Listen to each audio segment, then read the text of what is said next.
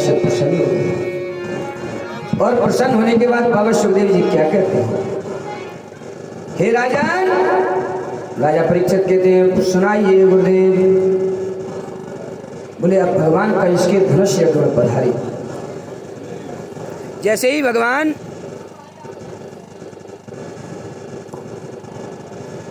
भगवान कंस के धनुष यज्ञ में पधारे तो बाएं हाथ से प्रभु ने धनुष को उठाया और जितनी देर में पलक कर दी है उतनी देर में धनुष के 3 टुकड़े कर दिए। कुबलिया पीड़ नाम के हाथी को मार दिया।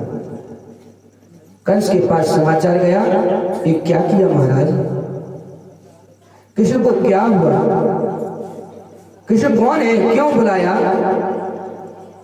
क्यों बुला लिया आपने? उसने आपके धोबी को मार दिया, आपके दर्जी से कपड़े सिलवा लिए, आपके माली से माला पहन ली, गुज्जा से चंदन लगवा लिया, परम सुंदरी उसको बना दिया। महाराज दुखद समाचार ये है कि धनुष को भी तोड़ दिया। वही धनुष जो शिव जी ने आपको दिया था, कंस को और कहा था ये तो धनुष ही, जो तोड़ेगा वही आपको मारने वाला होगा। अब तो कंस घबराने लगा। अब कंस की भय दूर हो गया, कंस को नींद नहीं आ रही। उसे तो स्वप्न में गधे पर अपनी सवारी दिखाई दे रही, अनेक प्रकार के स्वप्न देखता है। सैनिकों ने कहा आप क्यों चिंता करते हो, हम लोगों ने बहुत बड़ी रंगभूमि बनाई है, उसमें बड़े बड़े पहलवान मस्तक चढ़ू कृष्ण बलराम को ललकारेंगे और बस आपकी आंखों के सामने दोनों को मार देंगे। विशाल रंगभूमि है, एक तरफ माताएं विराजमान हैं, एक तरफ युवतियां हैं और एक तरफ राजकुमार हैं, एक तरफ वृद्ध पुरुष हैं, संत महात्मा भी हैं, एक तरफ बड़े बड़े महल महाराज पहलवान हैं।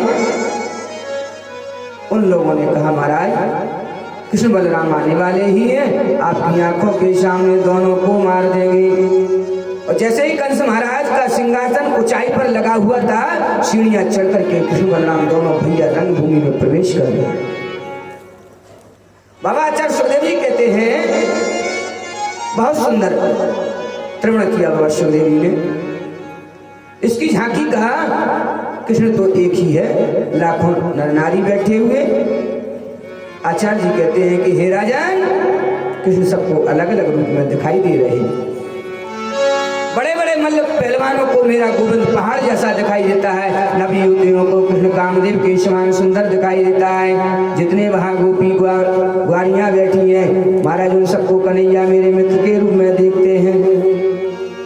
राजकुमारों को कृष्ण राजकुमार दिखता है, राजाओं को राजा दिखता है, योगियों को श्री कृष्ण महाराज परम तत्व के रूप दिखता है, ज्ञानियों को ब्रह्मा के रूप में दिखाई देता है, भक्तों को भगवान के रूप में दिखाई देता है।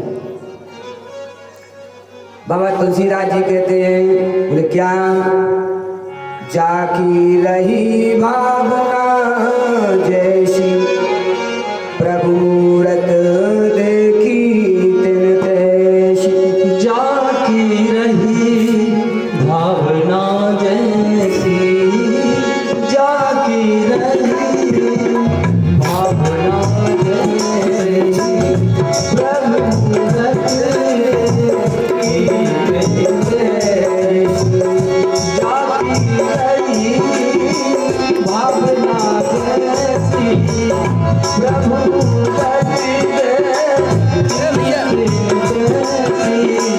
जाकी रही भावना जैसी प्रभु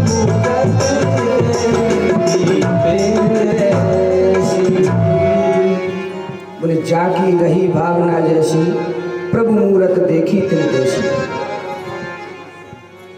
जैसा जिसका भाव है एक ही प्रभु के दर्शन अनंत रूपों में हो रहे हैं। जैसे मैंने आपके सामने एक श्वेत मणि को रख दिया तो कहा श्रीमान इस मणि का रंग क्या है, आपकी आंखों पर काला चश्मा लगा है तो आपको काला ही दिखाई देगा। आपकी आंखों को काला चश्मा लगा है तो आपने कहा ये तो काली है। दूसरे ने कहा हरा है। क्यों? बोले हरा चश्मा लगा है। तीसरे ने कहा लाल है। वैसे ही परमात्मा के स्वरूप में परिवर्तन नहीं होता है, लेकिन भावनात्मक दृष्टि जैसी जिसकी है वैसे ही हमारे परमात्मा उसको दर्शन देते हैं। जिसकी जैसी दृष्टि जैसी भावना वैसी परमात्मा उसको दर्शन देता है। कंस का मेरा गोविंद साक्षात काल के रूप में दिखाई देता है। कंस को इस तरह गोविंद दिखने लगे जैसे मेरा काल आ रहा है। चाणूर मुष्टिक ने कहा आओ कृष्ण, हम तुम्हारी लीला बहुत सुनी है। गोकुल में तुमने बड़ा नाटक किया है, आज हमारे साथ तुम्हें युद्ध करना पड़ेगा। कन्हैया बोले लड़बो तो हमें पे ही आवे ना, लड़बो तो हमें आवे ही ना। बोले फिर कैसे नहीं आता है? हमने पूतना भेजी, शक्तासुर भेजा, तृणावत भेजा, सारे राक्षसों को तुमने मार दिया है और कहते हो हमें युद्ध करना नहीं आता है। कृष्ण बोले तुम्हारी सौगंध खाकर के कह रहे हैं मामा जी, जितने भी राक्षस गए सब मरे मारे गए, हमने तो उन्हें यमुना जी में फेंक दी। बस चाणूर ने कहा, क्या कहा? ना बालो ना किशोरस्त्वं बलश्च वरनाम्बरः लीलयेऽहु भुवतो येन सहस्रद्वीपं संवृतः। तुम तो बालक हो, ऐसे दिखते नहीं हो, तुम किशोर नहीं हो, आज हमारे साथ युद्ध करोगे तो जानेंगे। इतना कह करके जबरन चारू ने कृष्ण को पकड़ लिया। मुष्टक ने बलराम को पकड़ लिया। सुखदेव जी कहते हैं हे राजान, चारू महाराज जैसे ही चारू ने कंस का सेनापति था, ये अथीरी वीर है महाराज, इसके अंदर 10,000 हाथियों के बराबर बल है। जो 1,00,000 सैनिकों से अकेला युद्ध कर सकता है, ऐसे अति वीर से मेरा नन्हा कृष्ण लड़ेगा, जिसकी आयु 11 वर्ष 56 दिन की है, लेकिन ये तो ताकत में मिली है मैया यशोदा के दूध से। जिस माता के अंतर हृदय में ये भावना हो कि वृद्धावस्था में बालक हमारी सेवा करे, तो बचपन में बालक को अपना दूध पिलाना चाहिए। मात्र दुग्ध में जो ताकत है वो और किसी चीज में नहीं है। हमारे आयुर्वेद में लिखा है कि 1000 अंडे खाने वाला नहीं होगा जितना 1 लीटर दूध पीने वाले में ताकत होगी। महाराज कृष्ण ने इतने बड़े बड़े राक्षसों को उद्धार किया, इतने आतंकवादियों को महाराज मार गिरायो, सब दूध दही माखन खाकर। व्यक्तियों को विशुद्ध शाकाहारी होना चाहिए और लंबी आयु निरोगी काया में रहना चाहिए। तो शाकाहार का सेवन करो, किसी प्रकार का रोग आपको घेर नहीं सकता है। जो व्यक्ति शाकाहारी होता है उसको कोई रोग नहीं आते। जो आनंद रूपी ताकत में हमारे शरीर में होती है वो हमारे शाकाहारी भोजन में है, इसलिए हमारे शरीर में शक्ति बनी रहती है। बलराम ने मुष्टिक के मस्तक पर महाराज मुष्ट प्रहार किया और उधर को बहा दिया, बमन कर दिया। जमीन पर गिर गया, उसकी मृत्यु हो गई। तीसरी आताताई को प्रभु ने उठा करके जमीन पर पटक दिया और उसके प्राण पखेरु उड़ गए। जैसे ही महाराज हमारे ठाकुर ने उस आताताई को पटका, उसके प्राण पखेरु उड़ गए। कृष्ण ने कहा लगती है। कंस ने कहा ये क्या अभ्यता है, मेरे केशों को क्यों पकड़ रहे हो? कृष्ण ने कहा कहाँ लगती है मामा, इतनी जोर से तुमने केस पकड़ रखे हैं। कन्हैया बोले मामा जी आपको पता तो चला कि केस पकड़ने से लगती भी है। जिस तरह आपने मेरी मैया के केस पकड़े थे, आपको पता चला आपको कि हमारी मैया को कितना दर्द हुआ होगा। तो बाबा तुलसीदास जी क्या कहते हैं? जाके पग नाही पटी बिवाई, सो कहा जाने पीर पराई। अच्छा, अपने पैर की बीमारी जब तक नहीं फटती तब तक दूसरे की पीड़ा का अनुभव नहीं होता। जो बात हमें अपने लिए बुरी लगती है वो बात कभी दूसरों के साथ मत करो। कितने कितने संतों को तुमने कष्ट दिया।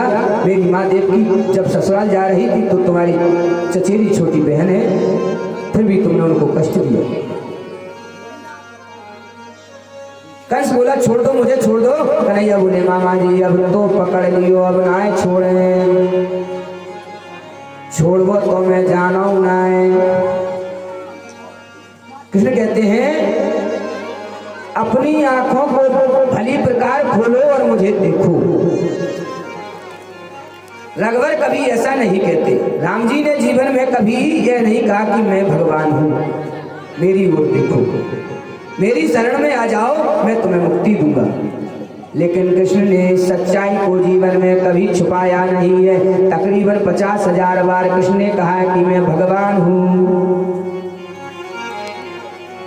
जैसे ही कृष्ण ने कहा कि मैं भगवान हूं, इसलिए कंस को कहते हैं कि तुम मेरी ओर देखो, इतनी सुंदर मृत्यु और नहीं हो सकती है। हम जीवन भर यही प्रयास करते हैं कि अंत समय बस गोविंद का दर्शन मिल जाए।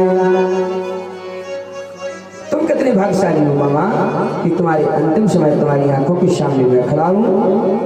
मुझे अच्छी तरह देख लो, मैं तुम्हें मुक्ति दूंगा, मैं तुम्हें मोक्ष प्रदान करूंगा। ऐसा करने वाला ब्रह्म केवल कृष्ण है कि मेरे सामने आओ, मैं तुम्हें मुक्ति दूंगा। लेकिन सामने नहीं आओगे तो फिर मैं कुछ नहीं कर सकता। लाखों नर नारी देख रहे हैं कि 35 वर्षों से कोई हंसा नहीं था।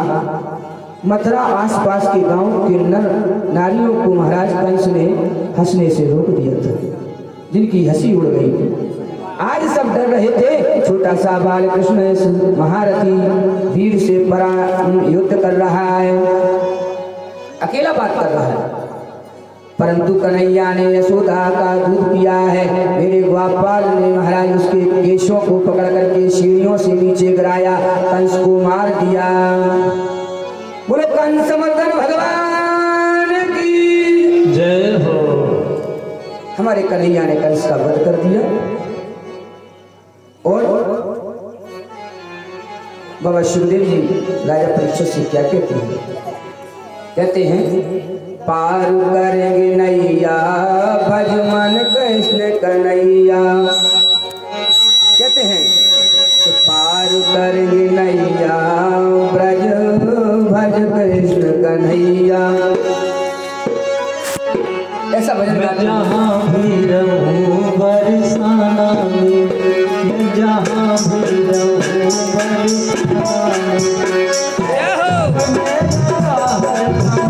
में, तेरे रंग में लगा जमाना मिले। मैं जहाँ भी मैं जहाँ भी मैं जहाँ भी मैं जहाँ भी बरसाना में, मैं जहाँ भी बरसाना में।